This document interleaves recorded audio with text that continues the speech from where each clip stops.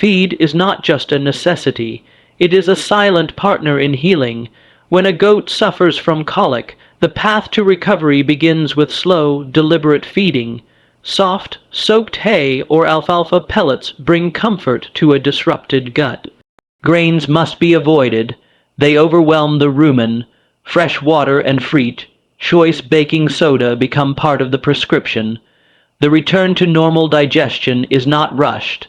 It is earned, bite by careful bite. Laminitis in goats is a sign that something internal has gone terribly wrong. Usually, it's the diet. Rich feeds, sugary treats, and lush pastures become toxic. They are stripped away without hesitation. In their place, only loess, sugar forage like mature grass hay remains. Minerals like magnesium and zinc begin to rebuild the hooves from within. The feet may be the first to show pain, but the root lies deep in digestion. And so, the healing starts there too. Respiratory infections drain energy from even the toughest goat. Recovery must be gentle. Feed must be warm, soft, and fragrant enough to tempt the nose. Dust and mold are enemies now. They must be kept far away. A handful of beet pulp, a sprinkle of vitamin C, a dash of selenium. These become allies in the fight for breath. Water must be clean and plentiful, because thirst often vanishes before hunger. In illness, feed is not about fullness. It is about function. Caseous lymphadenitis may linger for life, but smart feeding can fortify the body's defenses. High-quality forage, a bump of protein, and trace minerals provide quiet strength. Energy, rich feeds are kept moderate. They must nourish without burden. The battle may be slow, but every sound bite helps the goat face it with dignity. Parasites wreak havoc from the inside. Even after deworming, the goat's body remains weakened. Nutrition becomes the tool of restoration. Fibrous hay, probiotic support, and nutrient, rich seeds like flax bring balance back to the gut. When parasites rob a goat of strength, only a steady, generous diet can return it. Skin issues may appear on the outside, but healing begins within. When lice, mites, or rashes strike, the immune system calls for help. Feed must answer.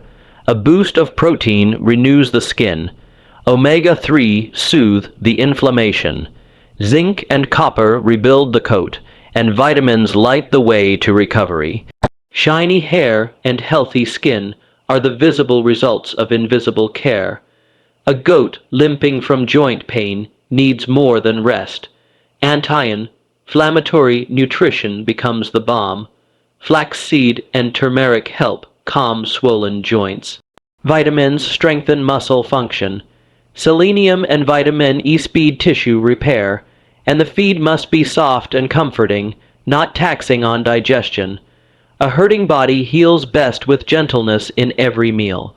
Caprine arthritis, encephalitis can't be cured, but it can be softened. Feed keeps pain manageable.